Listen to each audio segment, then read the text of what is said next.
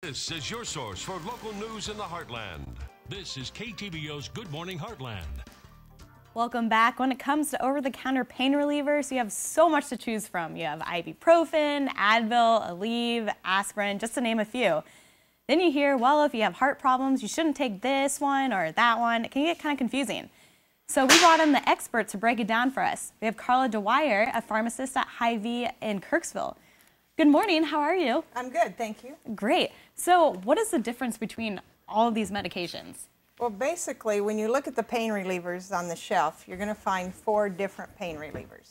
It's just a combination of different ones and different play on advertising. You have the anti-inflammatories that are used for pain and inflammation, or the non-steroidal anti-inflammatories, and you've got Advil and Motrin, and those are both ibuprofen. And then you have plain old aspirin that's good for pain, inflammation, fever, as is the Advil and the ibuprofen. Then you have Aleve, which is also a non-steroidal anti-inflammatory agent. It's also good for pain, inflammation, and fever. And then you have Tylenol. And Tylenol is acetaminophen, or sometimes you'll see it listed as non-aspirin pain relievers. And the non-aspirin pain relievers, that's good for pain and fever, so it helps with that. Okay. And then, of course, Bayer is good for, it's an aspirin, good for pain, inflammation, and fever.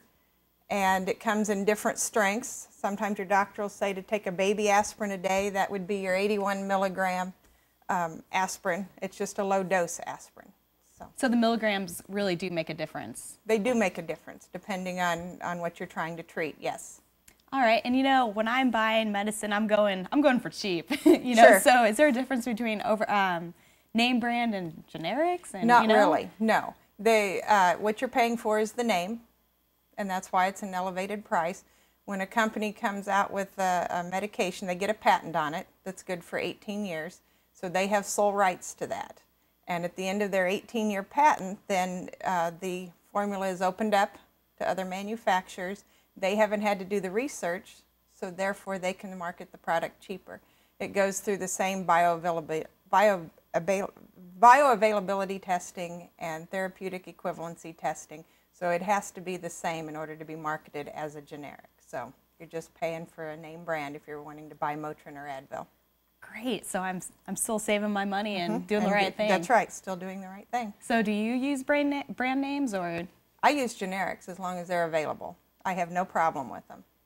Well, that's great. We'll post all this on our website later today, and if you have any questions, we'll link Hy-Vee's information as well on heartlandconnection.com.